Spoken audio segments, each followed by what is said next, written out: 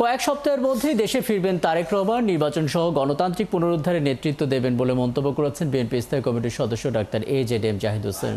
বৃহস্পতিবার সকালে সাবেক রাষ্ট্রপতি জিয়াউর রহমানের সমাধিতে ডিপ্লোমা ফার্মাসিস্ট অ্যাসোসিয়েশনের নবনির্বাচিত সদস্যদের নিয়ে শ্রদ্ধা নিবেদন শেষে এসব কথা বলেন তিনি। জানান, দল থেকে যারা জনগণের কাছে সমাদৃত এবং দলীয় জরিপের ফলাফলে এগিয়ে থাকবে তারাই আগামী নির্বাচনে বিএনপির মনোনয়ন পাবে। আগামীতে নির্বাচনকে সামনে রেখে দেশি বিদেশি সকল ষড়যন্ত্র মোকাবেলা করে তারেক রহমানের নেতৃত্বে বিএনপি নির্বাচনে অংশ নেবে এবং দল সেভাবেই এগুচ্ছে বলে মন্তব্য করেন তিনি।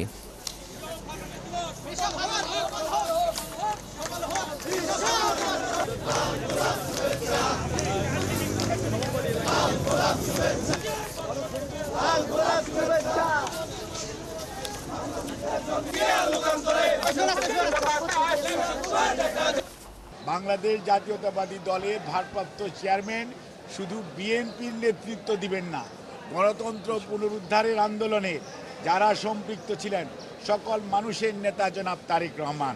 এবং আমি কয়েকদিন আগেও বলেছি, আপনারা দেখতে পাবেন যে কয়েক সপ্তাহ বলেছিলাম, ইনশাল্লাহ কয়েক সপ্তাহের মধ্যে ইনশাল্লাহ তারেক রহমান এসে বিএনপির নির্বাচনী প্রক্রিয়া নয়, গণতন্ত্র পুনরুদ্ধারের শেষ লগ্ন যেটি, সেটির নেতৃত্ব দিবেন জনাব তারেক রহমান।